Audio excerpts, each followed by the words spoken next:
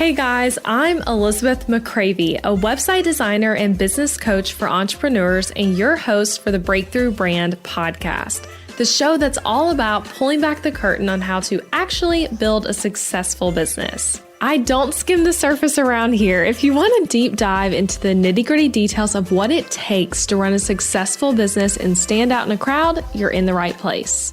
After creating a multiple six-figure-a-year website design business in my 20s, I'm ready to share everything I've learned and everything I'm still learning because I believe the keys to building a thriving business should never be a secret. Here you'll find episodes that are actionable, direct, and fun, like friends chatting business over coffee, and a fresh, honest take on the reality of being an entrepreneur. If you're ready to master online marketing, branding, website design, mindset, and business strategy, then this is the podcast for you. It's time to build your breakthrough brand. Let's do this.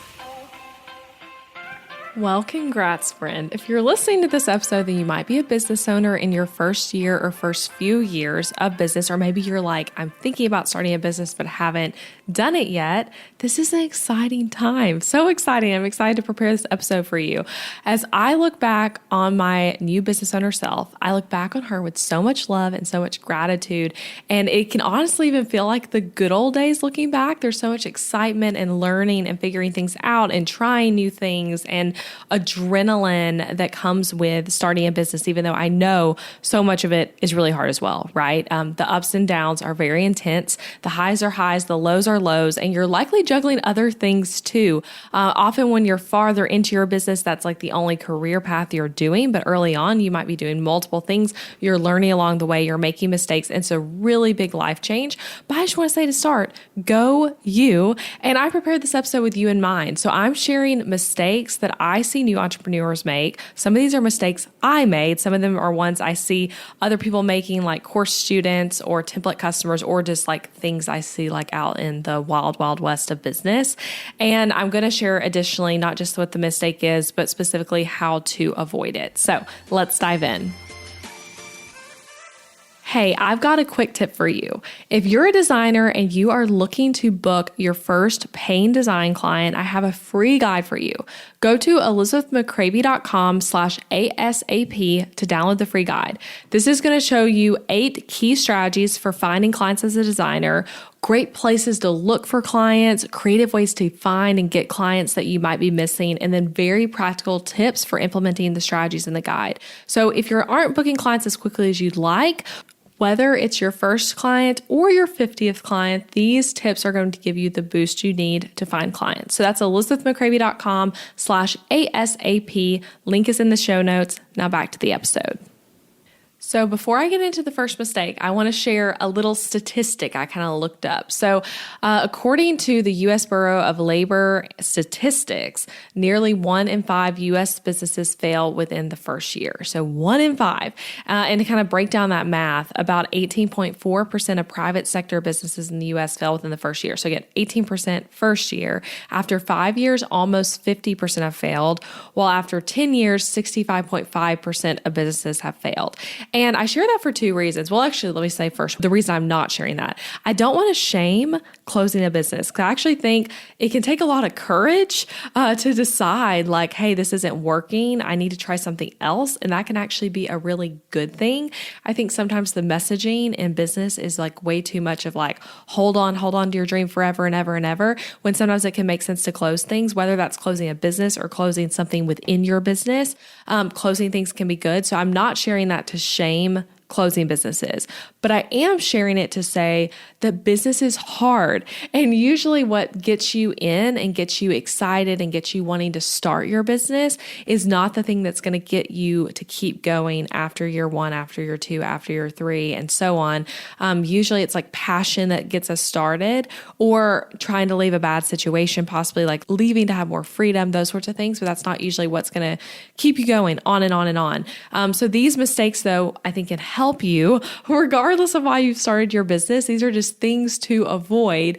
And these are mistakes that, like, as I keep sharing a little bit more of those stats during this episode, these are mistakes that like relate specifically to why a lot of businesses do close. And be sure to stay till the very end of this episode, because I'm also going to share a few of my favorite quotes about why it's actually good to make mistakes. So it's kind of funny because I'm about to tell you mistakes to avoid, but also as I'm talking, I want you to know, like, don't be so afraid of making mistakes that as a business owner, you're not doing anything, because that is a huge mistake. That should be honestly one of my mistakes. Maybe that should be my secret extra mistake number 7.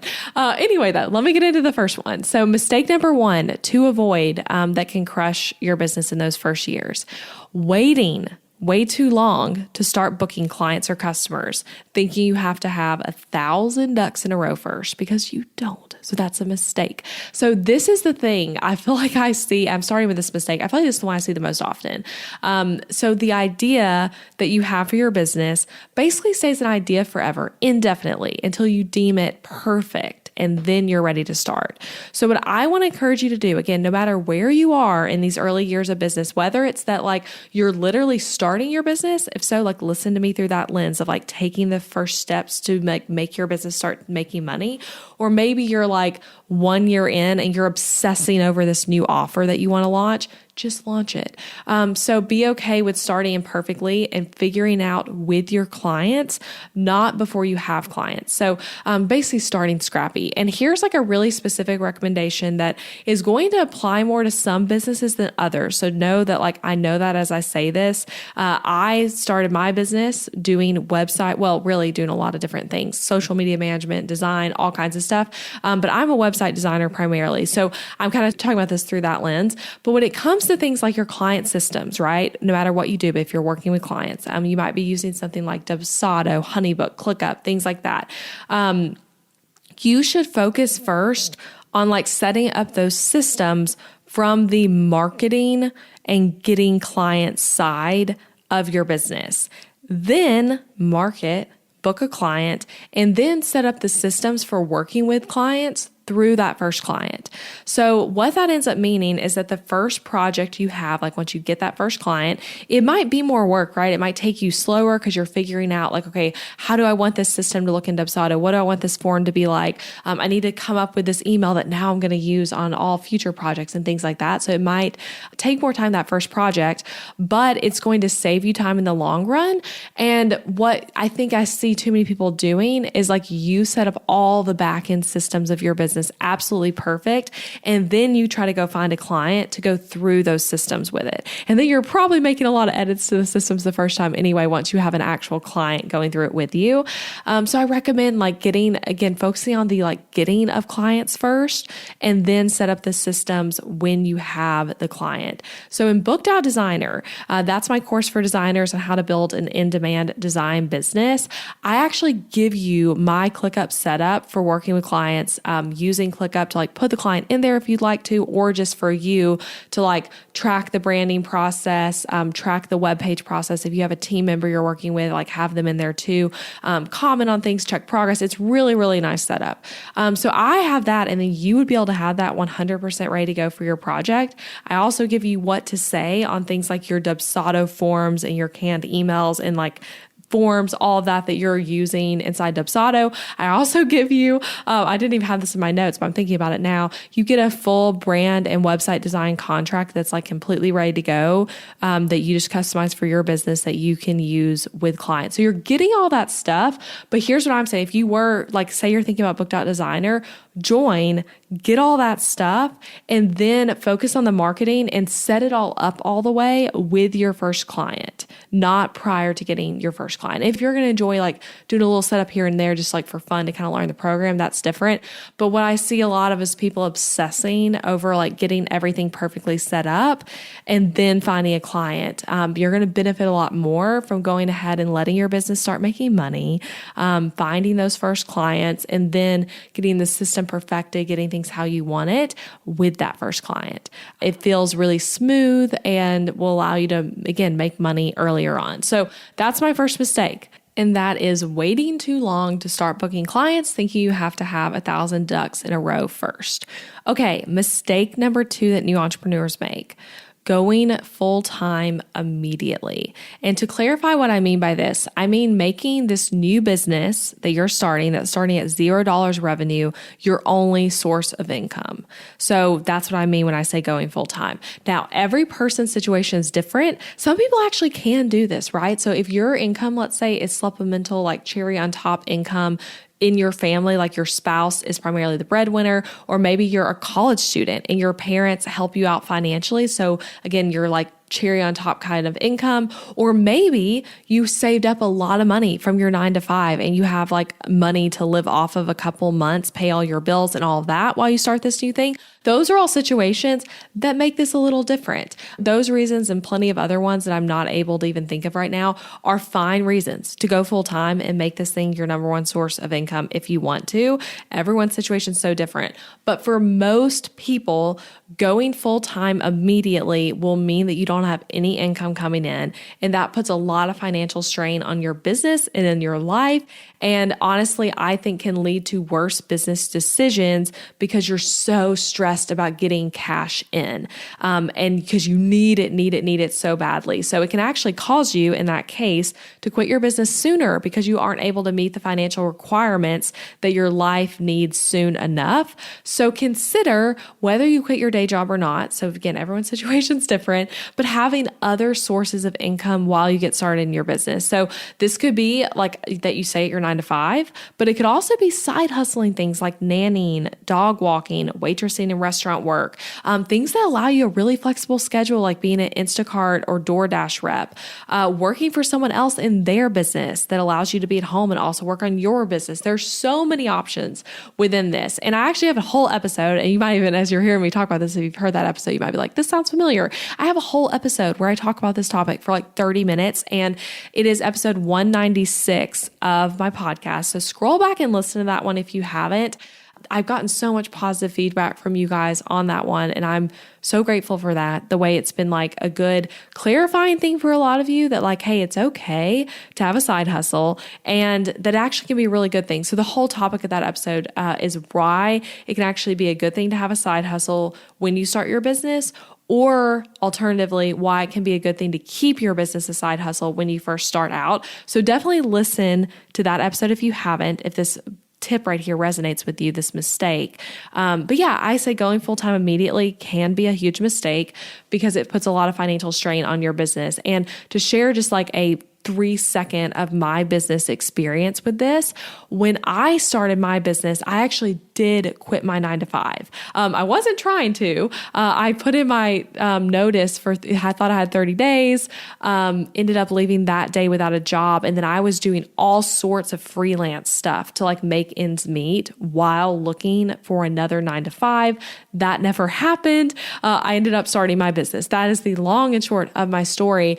But even when I did like officially say like, this is a business, I have a website, I have a domain name, I'm marketing myself, all of that, I actually had side hustles. So I was nannying primarily. And then I also did other things like dog sitting and teaching yoga during that time. And really for about the first full year-ish of my business. And then prior to that, so you remember how I said that like I started my business officially about 7 years ago, but really it was like about 8 years ago. That first year was like me kind of like not really starting it, but kind of starting it and not officially calling myself a business owner, but calling myself more of a freelancer. But regardless, during that time, for the first months, close to a year of officially starting my business. And then prior to that, I was doing other things. And that was really helpful because it allowed me to make smarter business decisions, to take on clients I want to take on, to really evaluate like, does this make sense? Does this not make sense? And have more time to market my business. It allowed for so many different things because I had this other source of income coming in. And we were not in a situation financially where my income didn't matter. It was very much like my husband was on a ministry salary, entry level. We needed my income. So I needed to figure out a way to make money. And my business ultimately did end up, making a lot of money. And at the time, even didn't take too long before it was matching what I was making at that 9 to 5. But something that really helped was doing the side hustle stuff. So I can't recommend that enough. And I think even things like Instacart and DoorDash specifically, and DoorDash is just one of the many brands, Uber Eats, all those Uber driving even, like all of those can be really great things to do when you're starting your business because they allow so much flexibility. Same thing with nannying and dog walking, dog sitting, things like that. For me, I had like a really consistent schedule with the families I was nannying for that allowed me to know like, okay, this time I'm going to be there. And then I have this pocket of time to work on my business. And then this time I'm going with this other family, etc. So anyway, I feel pretty strongly about this one. And I love getting to like share this with people and help you know that you are still legitimate. You are still an entrepreneur and you might be making a really smart decision if you don't go full time immediately.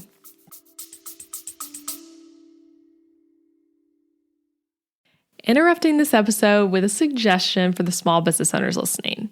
Ever wonder what you should do for healthcare when you and your spouse are both self-employed so there's no work-provided health insurance to participate in?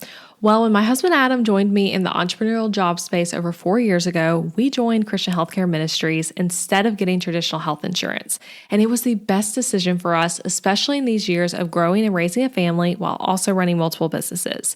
CHM is a health cost-sharing ministry and is a faith-based alternative to health insurance.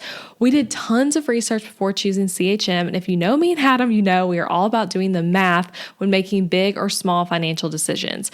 And even though it's not insurance, CHM shares 100% of eligible medical bills, which is more than the typical 70 or 80% of medical bills paid for by insurance companies. All sharing is determined by the CHM guidelines, which you can check out before and after joining. And for the mamas and mamas to be listening, you truly cannot find a better healthcare option for maternity care. I had a vaginal delivery and a C-section and birth center care and hospital care between my 2 pregnancies and births, and it was all 100% shared for. And outside of birth, we've had our share of emergency room visits and procedures as a family, and those costs were all shared by members at Christian Healthcare Ministries, leaving us only paying our monthly contribution.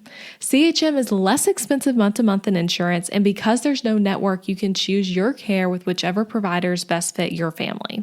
I seriously just cannot recommend Christian Healthcare Ministries enough. You've got to check them out. Go to elizabethmccravey.com/CHM for more information. Also putting that link in the show notes, elizabethmccravey.com/CHM. Now back to the episode. Mistake number 3 that new entrepreneurs make: niching down and specializing too quickly. So per that study I shared at the beginning of this episode, of the businesses that fail, that study also was sharing like the reason they reported that they closed their business. So the number one reason was running out of money / couldn't raise new capital. Then the second reason, lack of market needs. Third reason, beat by competition. Fourth reason, wrong business model. So those 3 after ran out of money, which we really just kind of talked about, right? When I was talking about going full time too quickly, that is a quick way to run out of money if you only have your business as the source of income. But lack of market needs, beat by competitors, and the wrong business model all really relate heavily to this mistake of niching down too quickly. And I actually had this mistake, like in my notes as one of the mistakes I was going to share before I even found those stats. And then I found them. I'm like, oh, that's really interesting how that matches up really well. Yes, like lack of market needs could be related to niching down too much. Beat by competition could also be related to that. And the wrong business model as well is like specializing or niching too much. So anyway, I'm a big believer in niching slowly. And I know a lot of people say niche. I say niche. So just if you're like cringing as you hear me say that, that's how I say it. Anyway, though, I'm a big believer in niching slowly in our businesses. And if you've taken Booked Out Designer, you might know I have a whole module focused on this. I talk about how niching and specializing are actually different and how to kind of differentiate between those and how to think about them in your head is different. But I also think both of those, niching and specializing, are best done slowly and deliberately. And there's this scary phrase that gets thrown around of like jack of all trades, master of none. And that can make us feel like as new business owners, you got to specialize really quick. And just to also be more clear on like what I even mean by niching and specializing, examples of that would be if you say, I'm a copywriter and I only work with people who are online course creators. And that's like how you start your business. You're immediately like taking out an entire group, well, not entire group, multiple groups of people that could end up booking you for copywriting. And you also could end up deciding you don't even like that clientele you're picking to niche down to so fast. An example of specializing, let's say you're a photographer and you immediately say, I am only doing newborn photography. And so from that perspective, you're stopping on, potential weddings, potential family. Well, I guess family and newborns are very similar. Brand photography, all these different ones, you're immediately like casting that out as a specialization you could do, which is immediately taking out a lot of income you could have. So basically, I see it time and time again where business owners niche and specialize really quickly, and then they create cash flow problems, immediately eliminate potential clients, and they often pick the wrong niche. I say that in quotes, like wrong niche. There's no real wrong niche, but you might pick one and then realize you hate it and regret it later. So what I recommend doing, and I'm going to give the long and short, honestly, of what I teach in Book.Designer, but so first on your website, allow yourself to say multiple things you're doing. Kind of be okay with being a bit of the jack of all trades concept.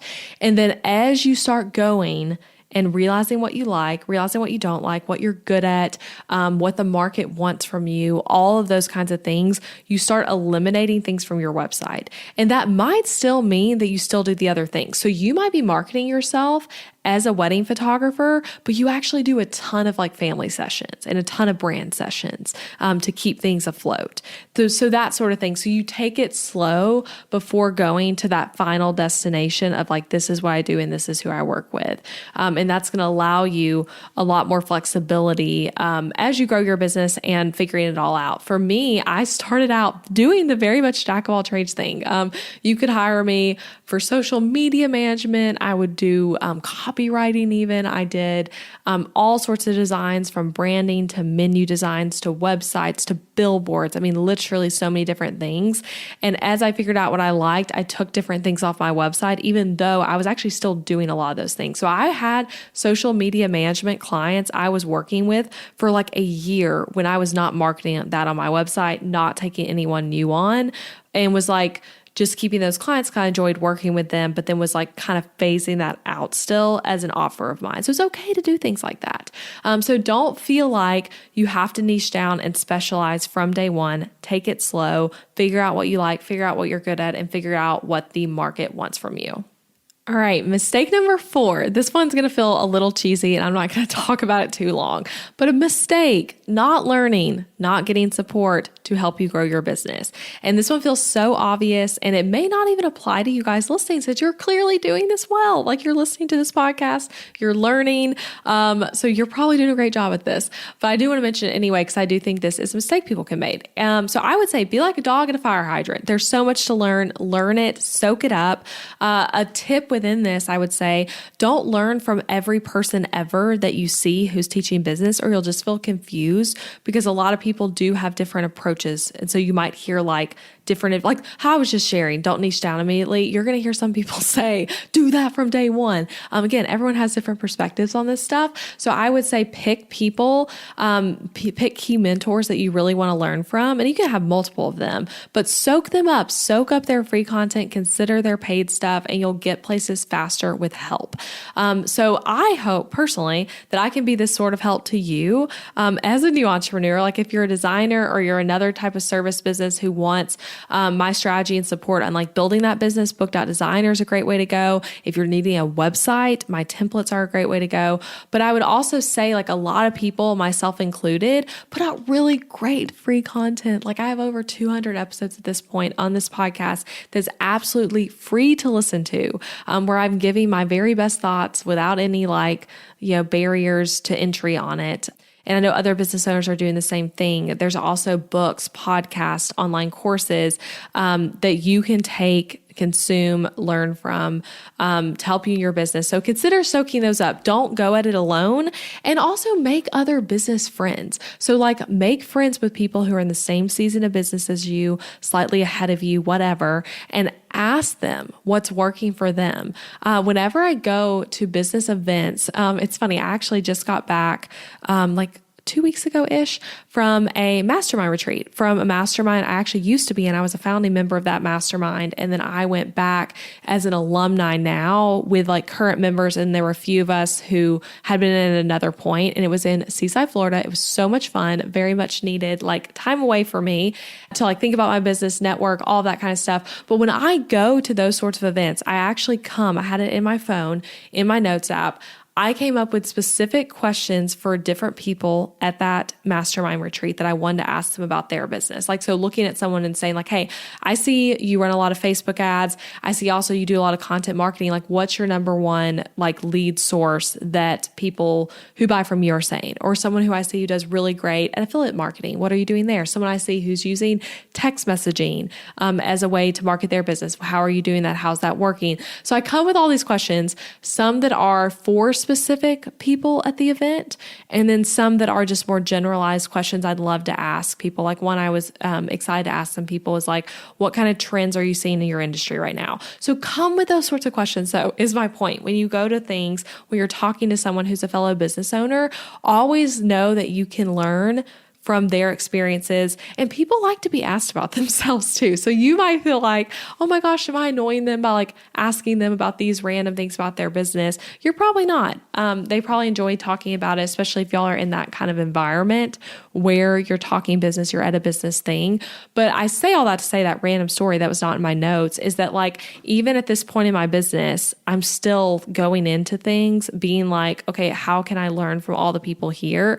And I want to be prepared for how I'm going to learn from them. So learn from people in your real life, make other business friends, and then also utilize things like podcasts, books, online courses, masterminds, all of that kind of stuff. All right, I've got 2 more mistakes to share, and then I'm going to share with you my little quotes about making mistakes. So this mistake number 5, spending too much money on things you don't actually need. Now, isn't that just a mistake in life, right?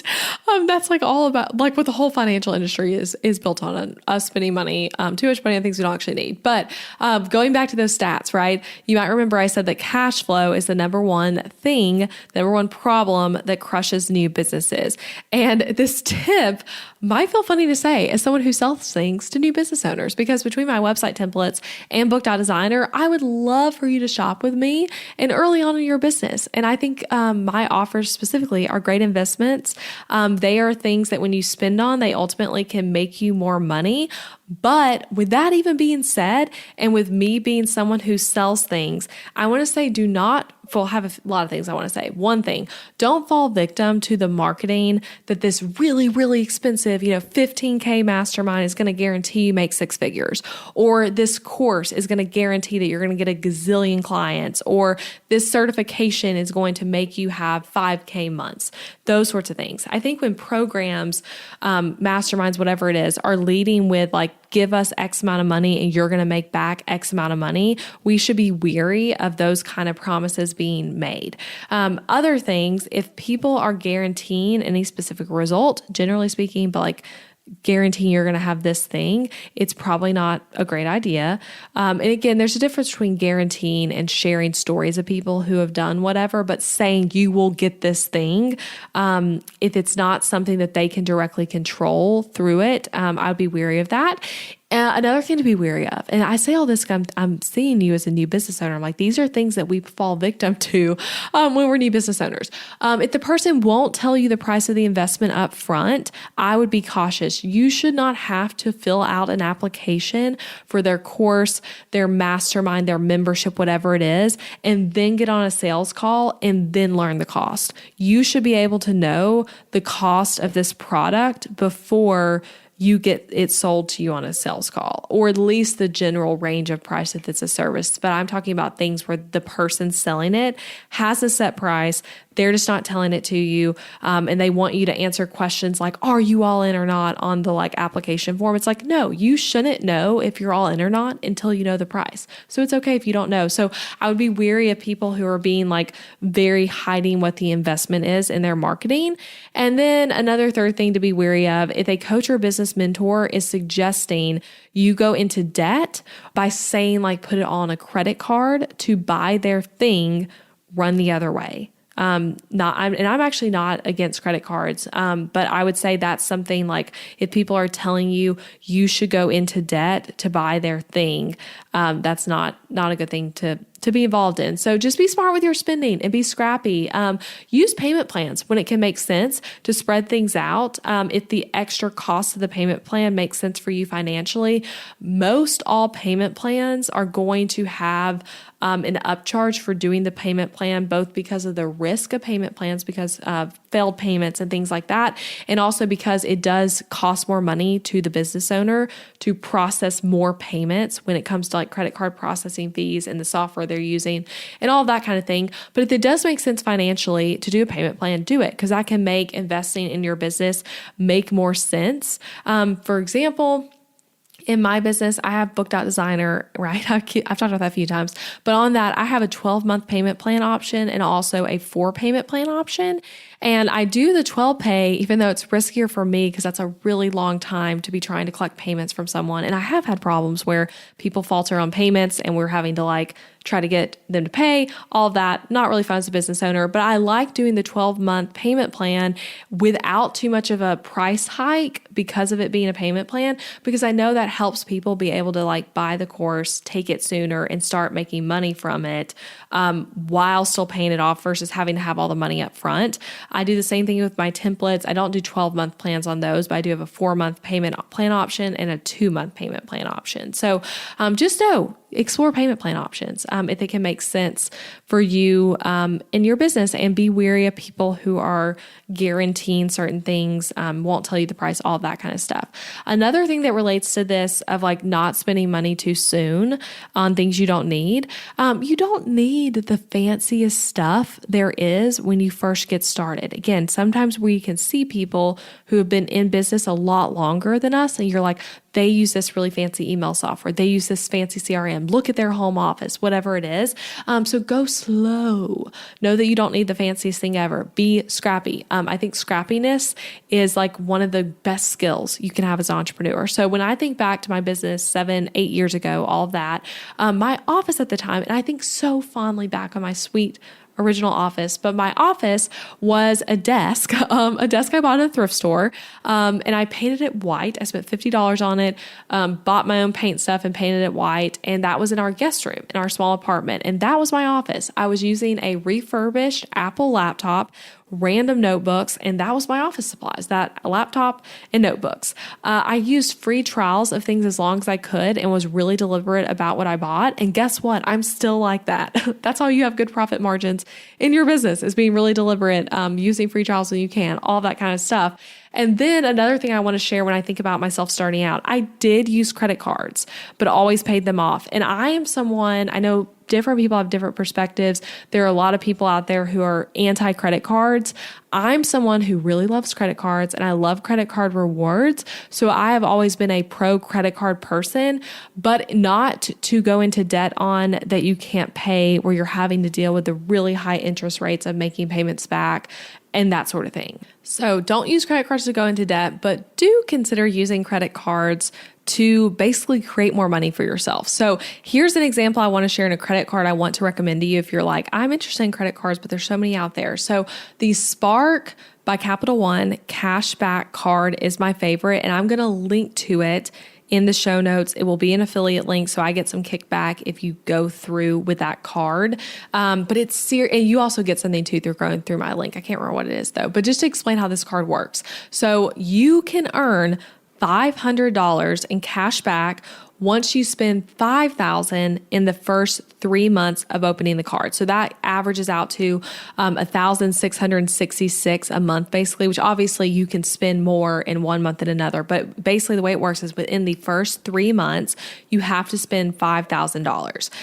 So when I first got this card, I did that. I got the $500 bonus by spending $5,000 in the first 3 months.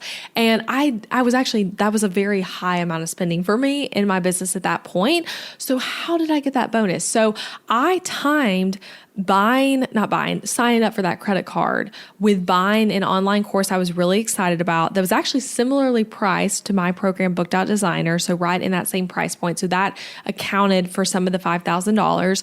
And then I also made sure that every single thing I was paying for in my business got switched over to that credit card. So I signed up for the credit card, got approved, made sure everything from like my Dubsado subscription to my Show It subscription to my ConvertKit, like all of it. I'm like, okay, let's get it on this credit card. So that helped as well, that every expense got put on there. And then something that like, some people might cringe at what I'm about to say, but I'm just going to be real honest with you guys. I put a few large purchases, and by a few, I truly mean like one or two for personal items on the business card, which I know is not best for accounting purposes. And I tracked it all super, super well. I transferred over money to cover it. So like I paid off. Here's how you can do it. So you can, for example, with the business card, buy the thing on there, but then pay off that part of it with your personal bank account instead of your business bank account. So like link up personal and business to the Capital One account and then pick which one you pay off with, which again, some people might not like what I just said, but I'm just sharing honestly with you what I did. And I made that like a one-time thing. I was not like I'm going to start putting all my personal stuff and mixing personal and business. That's actually something I highly recommend against doing. But that was my way that I used that card smartly. And I got $500 back, which felt so awesome to get a $500 cashback bonus. And a cool thing about the way the Capital One card works is like, it's not like $500 like figuratively, like it's literally that you can cash it out of like having it put directly back into your bank account. You can also use something called Purchase Eraser, where you could then, you have the $500, you select something you want to erase the cost of. You can take it out as gift cards. You can use it on Amazon purchases. There's a lot of different ways, but that card has that promo, and they also have a really great cash back on all purchases situation. So right now, let me actually log in and look for you guys. So right now in my Capital One account, I have $735 of rewards cash built up.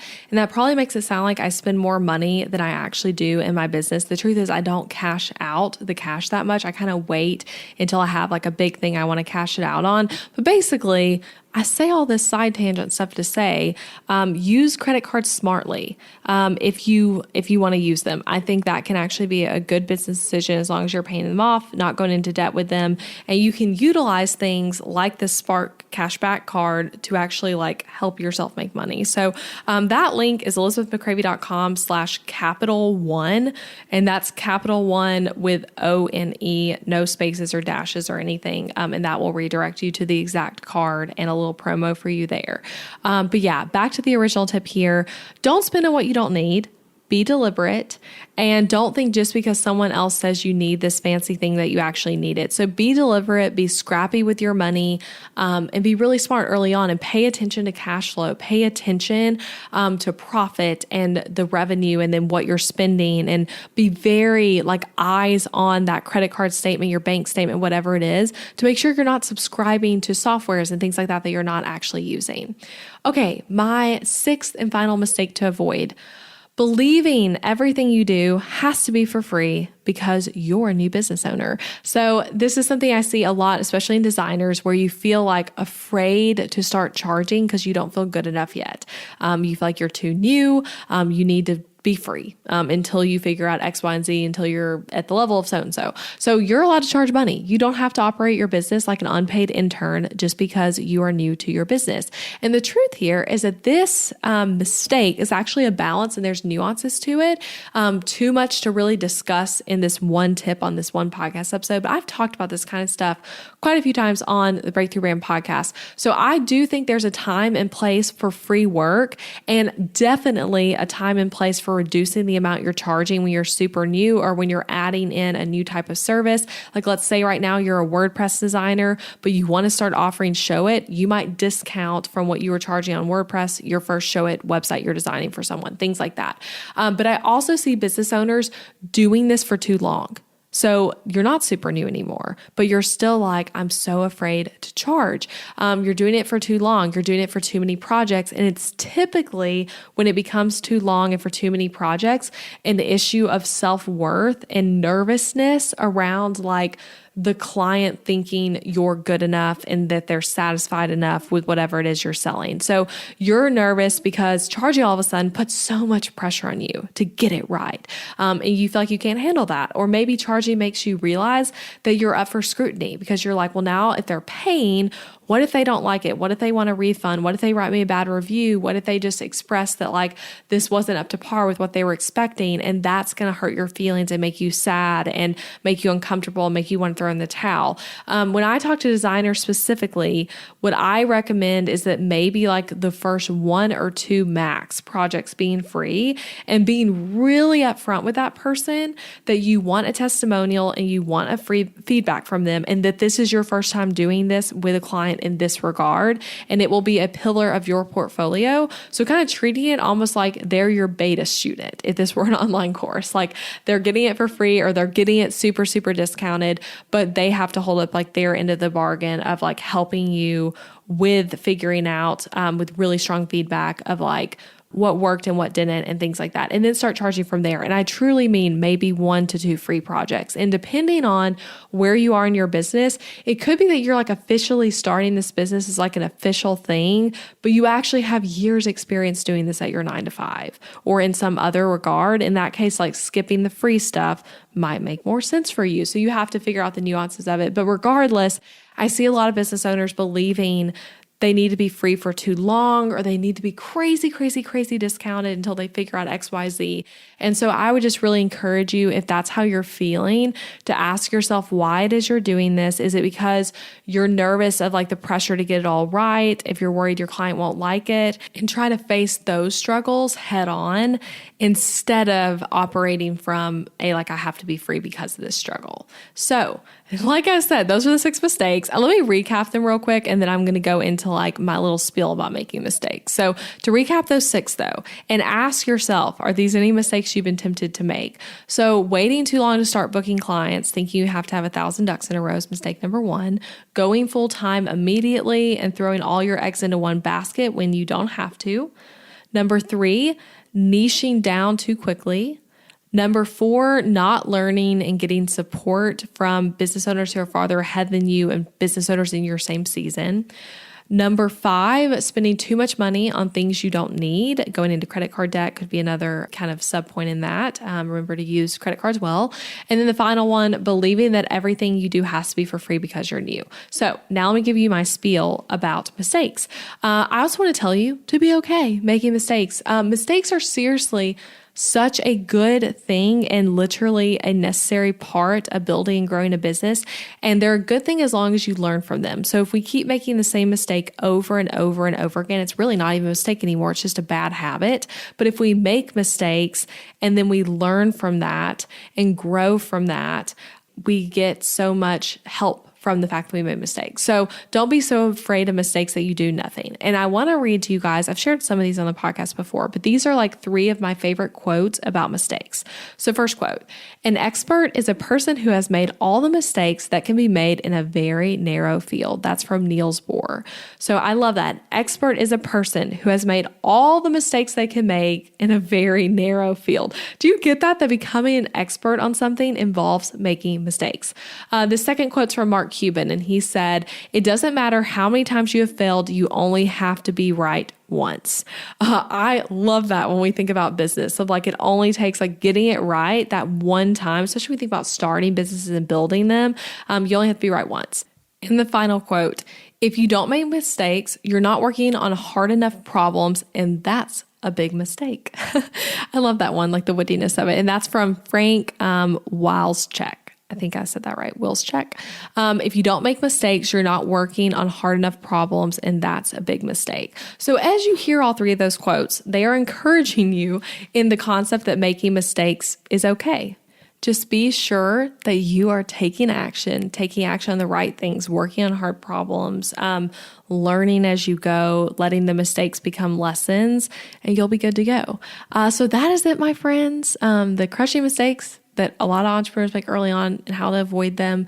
I hope you enjoyed this. Know that I'm here for you. Keep listening to this podcast. Scroll back through all the past episodes, as those are there to help you build your business. I share all kinds of stuff, from things like this that's directly related to like the business of business, all the way to things like marketing, copywriting, design, productivity, lifestyle in our businesses, faith in our businesses, so many different things on this podcast. So scroll back through, download episodes that resonate with you. And if you enjoyed this episode and have been a listener for a while and haven't left a rating or review, I would so appreciate that. You can just scroll down on Apple Podcasts, like click back to this podcast, the Breakthrough Brand Podcast, and then scroll down a little bit and click those stars. And then you can also click in and click the write a review button and write something as well if you'd like to. But I so appreciate your ratings and reviews. And if you're a designer, check out Booked.Designer. This helps you avoid all these mistakes. That's my full course on how to build an in-demand business as a designer. It is the business course for design businesses. And you can get that at elizabethmccravey.com/BOD to check that out. So that's it. I'll be back next week with another fun episode. I'll talk to y'all then. Bye. Hey, thanks for listening to the podcast today and for staying until the end. I appreciate you being here. And if you enjoyed this episode, then I want to invite you to check out my online course and coaching program for designers, Booked.Designer. In this program, I teach you how to build a successful in-demand booked out business as a designer. You'll learn everything from the exact experience I take my clients through to things like figuring out your niche, mastering discovery calls, pricing your services for profit, creating contracts that will not cause you legal troubles, and my exact social media strategies to book clients. You even get to watch recordings of me in actual meetings with my actual clients so you can really learn through what you're seeing. We take things you're learning on this podcast and so many topics I never even cover on this show and deep dive into them. So in addition to the amazing course, the course is 9 modules of teaching with over 90 lessons.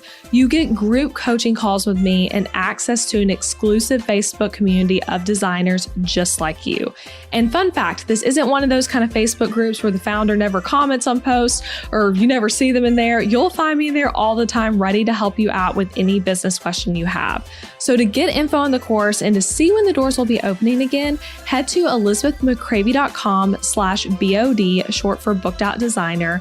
I hope to be able to coach you and teach you inside of the course soon. And don't forget that you can subscribe to this podcast on Apple Podcasts or wherever you're listening so that you never miss an episode. And a great way to support the show is to leave a rating and review, share it with a friend, share it on social media. All of that will help get the word out. All right, I'll see you again next week.